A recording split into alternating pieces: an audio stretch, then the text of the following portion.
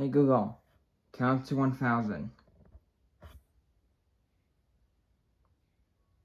Okay, 1, 2, 3, 4, 5, 6. Hey guys, this is Google counting to 1,000. 11, 12, 13, 14, 15, 16, 17, 18, 19, 20, 20, 21, 22, 23, 24, 25, 26, 27, 28, 29, 30, 31, 32, 33, 34, 35, 36, 37, 38, 39, 40, 41, 42, 43, 44, 45, 46, 47, 48, 49, 50, 51, 51, 52, 53, 54, 55, 56, 57, 58, 59, 60, 61, 62, 63, 64, 65, 66, 67, 68, 69, 70, 71, 72, 73, 74, 75, 76, 77, 78, 79, 80, 81, 82, 83, 84, 85, 86, 87, 88, 89, 90, 91, 92, 93, 94, 95, 96, 97, 98, 99, 100, 101, 102, 103, 104, 105, 106, 107, 108, 109, 110, 111, 112, 113, 114, 115, 116, 117, 118, 119, 120, 121, 122, 123, 124, 125, 126, 127, 128, 129, 130, 131, 132, 133, 134, 135, 136, 137, 138, 139, 140, 141, 142, 143, 144, 145, 146, 147, 148, 149, 150, 151, 152, 153, 154, 155, 156, 157, 158, 159, 160, 161, 162, 163, Hey guys, if you guys want to see more, just let me know. But I don't know how much time it's gonna last. So if you guys want to keep watching, you guys can. Anybody wants to hit off here, you guys can as well. Cause 182, 183, 184, it looks like we're only like 3 minutes into this video, and Google has already made it halfway. 191, 192, So 193, 194, 195, 196, I'm leaving the room right now to head downstairs. So 201, when she stops, you guys may exit off this video. 205, 206, So 207, 208, I will come back up here hopefully before she's done counting. But I'm just heading over to the gaming room to play closer, but so I'll be right back in a couple seconds here. Hopefully she's not done. Thank you. 217, 218, 219, 220, 221, 222, 223, 224, 225, 226, 227, 228, 229, 230, 231, 232, 233, 234, 235, 236. Hey guys, I'm back. So I'm behind the camera here. I'll put myself around here a little bit. 241, But 243. This video is gonna end here before it gets too long. 248. So just be aware about that. By in this video, once it gets to the 10 minutes here ish, Gogo will probably give up after she gets up to that number. She's almost there. I think around there. She's probably already halfway. I'll give my Google Home app in a second or two and see how far she's along and see what her bottoms look like. Okay. Just let me know when this video gets done, and you may start the video as soon as you guys want. 269, 270, 271, 272, 273, 274, 275, 276, 277, 278, 279, 280, 281, 282, 283, 284, 285, 286, 287, 288, 289, 290, 291, 292, 293, 294, 295, 296, 297, 298, 299, 300, 301, 302, 303, 304, 305, 306, 307, 308, 309, 310, 311, 312, 313, 314, 315, 316, 317, 318, 319, 320, 321, 322, 323, 324, 325, 326, 327, 328, 329, 330, 331, 332, 333, 334, 335, 336, 337, 338, 339, 340, 341, 342, 343, 344, 345, 346, 347, 348, 349, 350, 351, 352, 353, 354, 355, 356, 357, 358, 359, 360, 361, 362, 363, 364, 365, 366, 367, 368, 369, 370, 371, 372, 373, 374, 375, 376, 377, 378, 379, 380, 381, 382, 383, 384, 385, 386, 387, 388, 389, 390, 391, 392, 393, 394, 395, 396,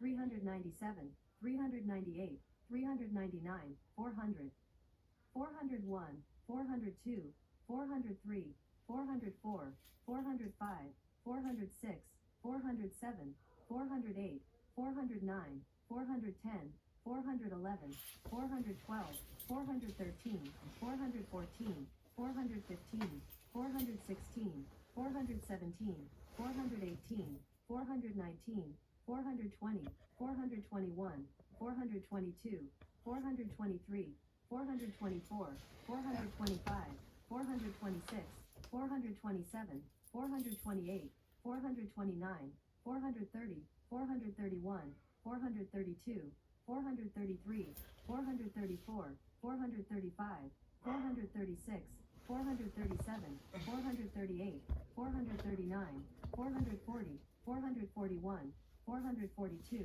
443, 444, 445, 446, plywood because 447, like this is something that should actually be sturdy. And it's right about this time that I started gaining some self-confidence. Not gonna lie, I really 453, 454, didn't think I'd make it this far. I thought I was an absolute clown with power tools who had no chance of making this happen. But what I proved to myself is that I was a clown with power tools who was gonna make this happen after all. Next it was 463, 464, 465, 466, 467, 468, 469, 470, 471, 472. For weatherproofing, so I put this tar-filled 474, 475, 476, 477, 478, 479, 480, 481, 482, 483, 484, 485. roll up from the underworld over the roof. It's called an ice and rain shield, and it's really nasty, but it'll help 489, 490, 491, 492, 493, 494. protect the roof from the elements. The next step in the tiny home build is for me to install the house wrap. It's kind of like a big piece of wrapping paper for the home that waterproofs it and protects it from the outside load. 502, 503, 504, 505, 506, 507. Normally you see Tyvek 509, 510, 511, 512. wrap on houses, but I have this knockoff stuff because I'm cheap. People usually staple this stuff up, but I'm gonna use these plastic cap screws instead because each staple would just leave a little hole that water could get in, and these things are watertight. 523, 524, 525. So there's a really specific way you have to cut out the windows, and luckily I found a video where Stephen King taught me how. We're all done cutting this thing out. So the next thing I'm putting up is this membrane, and it's kind of this sticky, nasty black tape that'll create a squishy layer in between the window and the windowsill and protect it from any water coming in. The next step is to put in the windows. For each window, I put a line of silicone caulk around the edge and then applied the membrane to make them watertight. My fortress was looking more beautiful by the minute. Then I did the exact same thing with 548, 549, 550, 551, 552. door, which was really nice because then I could finally go inside again. And it's important to note that I use tempered glass for all the glass in this build since it'll be out on the road and needs to be strong. Then I watched enough YouTube tutorials in a single night to become an expert on metal roofing. I flashed the edges and then screwed the panels down with watertight roofing screws. Then I found a cool tool at Home Depot to cut the metal with, and I was really excited because this looks dope at 60 frames per second. Then I added flashing to the skylight, and that's really important because that's where I'm going to be sleeping. I actually had to drive all the way to Idaho to get these roofing materials because in Wyoming we don't have many stores. That's right, I had to saddle up a moose and ride it over the hills to get this roof, but it was all worth it. Alright, the next step is to put the siding on, and I feel like the siding is really what's going to give this home a unique feel and really make it come alive. Just like I did with the roof, I became an overnight expert on metal siding. You pretty much just put up these metal brackets on the perimeter and then slide a sheet of metal into them. This process was pretty tedious, but it was also really fun. It kind of feels like building Legos. Also, can we just talk about how mentally good for me this build was? Not only was I learning a new set of skills every day, but time spent working became very calming and therapeutic. I think just the process of building a tiny home can have huge positive impact on anyone. You should try it out. I'm really glad I'm painting it because honestly, I low-key hate this color scheme. It looks like I'm trying to open a mobile unit for Red Lobster. What are your thoughts on the exterior right now? Oh, it looks amazing. I just think you've done so much with it. 613, 614, 615, 616. So the next thing I need to do is sand off all the rust on the trailer. Honestly, I should have done this first thing, but I was just so overly ambitious. Now it's better than ever, so let's start grinding.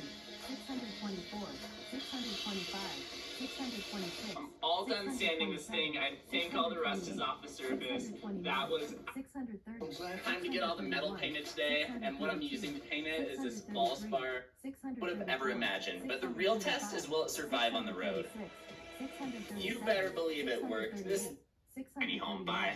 640, 641, 642, 643, 644, 645, 646, 647, 648, 649, 650, 651, 652, 653, 654, 655, 656, 657, 658, 659, 660, 661, 662, 663. Dan, like, how does that work? I think sometimes people reach out to us, they come up with some ideas, and sometimes there's some like really really cool people I really want to work with. Steph Curry has never replied to my DMs. How many times have you messaged him? I've messaged him quite a few times. If he looks right now, there will probably be only be one because I keep unsending him. What if you saw all of them and you never said There's anything? so many. That would be embarrassing. Why Steph Curry then? Is that your goat? Is that the person you want to do a dream collab with? Or? I think there's two people. Steph Curry, because I'm from the Bay. I've been a huge fan of the Warriors from like 2006. They like sucked back then. And then once Steph Curry came, it was like so exciting to watch. And then he's just like really inspirational. I feel like and very fun to watch.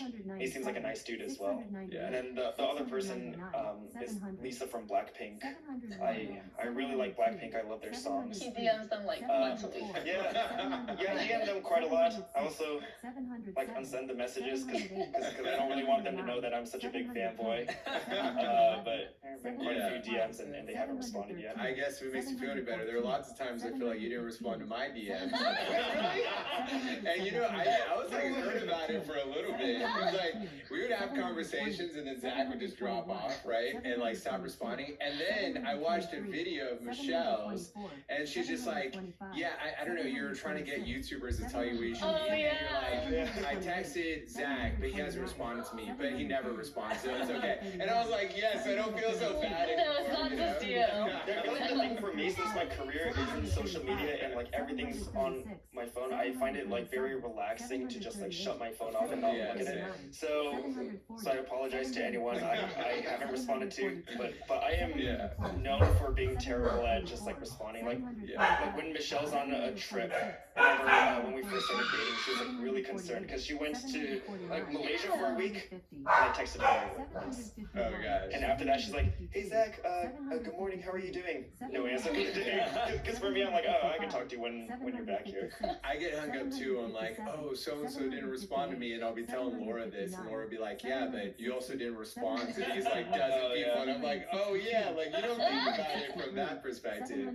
I also run a cosmetics company with my wife, and so there's just been this big shift that's happened within the world where even in cosmetics, for instance, there were like your traditional makeup artists that worked on, you know, print and photo shoots and media, and then there was the rise of Instagram, and then there was all these Instagram makeup artists. And so it was kind of this battle between like traditional versus people doing what's new.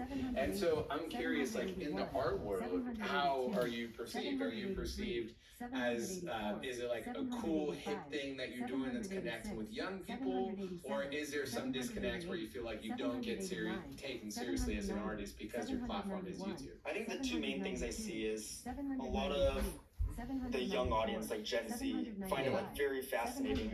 I think a lot of Gen Z art, like the modern art Hey, how you doing? 802, 803, audience. So a lot of times when they see like big art on there, that's like their perception of an artist.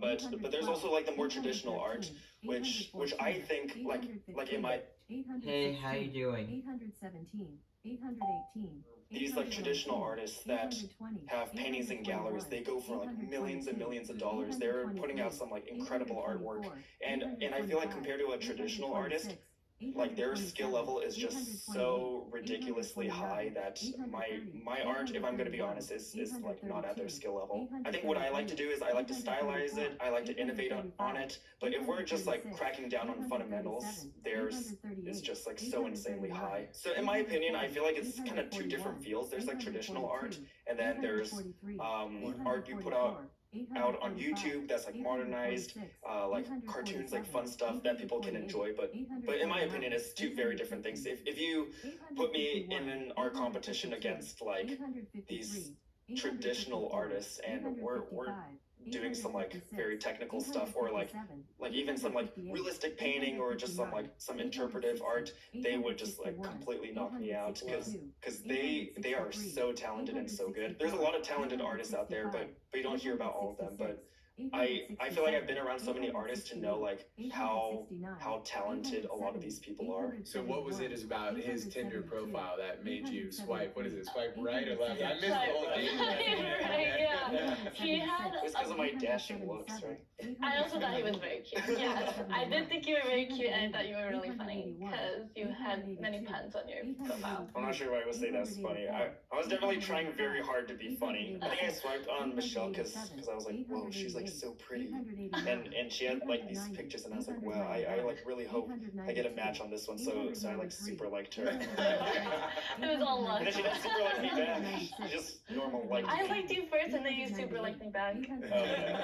If there's someone watching right now and they're like, I want to do what you both do, I want to be a YouTuber, what would be your best advice for them right now? If anyone's listening or watching, they're like, I'm an artist, or I love science, or I love math, or I love whatever it is that someone's passionate about. If they want to turn it into a career on YouTube, how should they think about that? I feel like there are quite a few things that go into it. I think the number one thing to have is a lot of like passion and love for your craft. Because what I tell a lot of people is like don't go into YouTube because you think it's gonna make you a ton of money, or don't go into YouTube because other people are doing it. I feel like if you're to go into something, you need to absolutely love it. A lot of it's for longevity purposes. I mean, a lot of times like things aren't going to be like a straight path up. A lot of times there's going to be like tough situations, times where you just need to grind, where you need to like put in the work year after year after year, and sometimes you don't see success and you just got to keep going at it. I've seen so many people do stuff that they like don't love, and one, they're either unhappy doing it, or two, they do it for like maybe a couple months, a year, 2 years, and then they just give up. But I feel like if you really love what you're doing, you're going to continue doing it no matter what. And I think success is a byproduct of you just like working really hard at something you really love doing, and over the course of many years just being very persistent and just constantly working harder to try to improve yourself and your craft. Love and passion for your craft is like the number one thing you have to do. Otherwise, when you get tired after like a couple years of doing it, you're much more likely to give up if you don't like really love what you're doing. Yeah, everything you're saying just reminds me of like Steve Jobs and Elon Musk, and the mentors you're talking about. Even Mr. Beast was sharing a lot of that valuable advice. So it's one thing, I think, to have viral videos and get that initial success on YouTube. It's a whole nother thing of trying to build a long-term sustainable career on YouTube as well. Like I know Jay and I have shared stories of how when we had our first viral video, it's almost a double-edged sword, right? Because it's very exciting that you're getting all these views, but it's like, well, how do you one-up that, or where do you go from here? So what's the key to building longer-term success?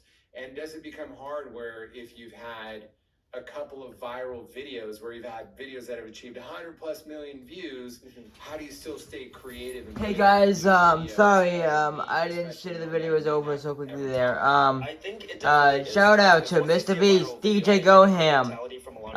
Once you see a viral video, you want another viral Shout out to all the YouTubers today. Shout out to all the creative YouTubers out there. More like to DJ Goham. Which we've definitely fell into. He's a YouTuber that sort of got me into this platform. Thank you so much for watching today's video. I will talk to you guys all in the next video. Talk to you all soon. Talk to you all next time. Peace. Bye.